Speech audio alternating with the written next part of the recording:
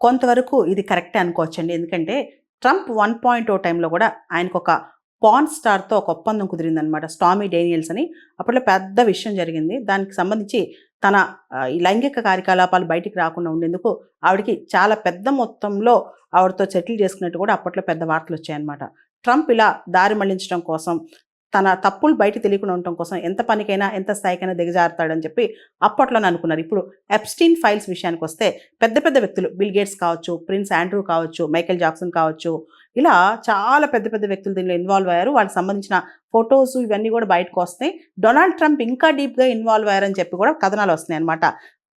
వీటన్నిటి నుంచి అమెరికా యొక్క దృష్టి, అమెరికా ప్రజల యొక్క దృష్టి పక్కకు మరలించడానికే ట్రంప్ ఇవన్నీ చేస్తున్నారు అంటున్నారు. కానీ ఇంకొక విషయం ఇక్కడ మనం గమనించాల్సిందేంటంటే, ఒక్క విషయం గురించి అంటే ఎప్‌స్టీన్ ఫైల్స్ లేదా ఎప్‌స్టీన్ ఐలాండ్ ఇష్యూస్ ఏదైతే మైనర్ బాలికలు వాళ్ళని లైంగికంగా ఈ పెద్ద పెద్ద సెలబ్రిటీస్ మోసం చేసి వాడుకున్నారు. ఇప్పుడు ఆ బాలికలు పెద్ద అయిన తర్వాత మొత్తం ఏం జరిగిందని చెప్తున్నారు అనే దాని మీద డొనాల్డ్ ట్రంప్ కూడా దీనిలో ఇన్వాల్వ్ అయ్యారనే దాని మీద ఈ ఒక్క ఎపిసోడ్ కోసం ప్రపంచాన్ని నాశనం చేయాలని చూడరు కదా.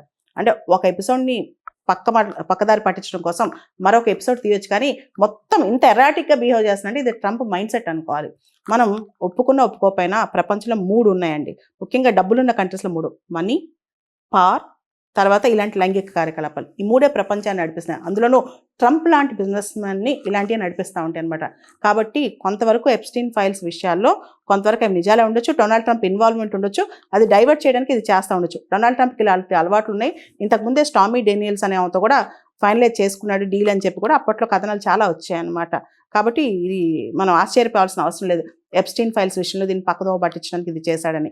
కానీ అక్కడ చాలా ఇది ఒక కల్చర్‌లో భాగమైపోయింది కాబట్టి European culture, western culture, American కల్చర్‌లో ఇలాంటివి మన దేశానికి రాకుండా చూసుకోవాలి. ఇలాంటి ఎప్‌స్టీన్ ఐలాండ్ ఇష్యూస్ కానీ, ఎప్‌స్టీన్ ఫైల్స్ ఇష్యూస్ కానీ భారతదేశం దాకా సోకకుండా చూసుకోవాలని కూడా నా అభిప్రాయం అండి.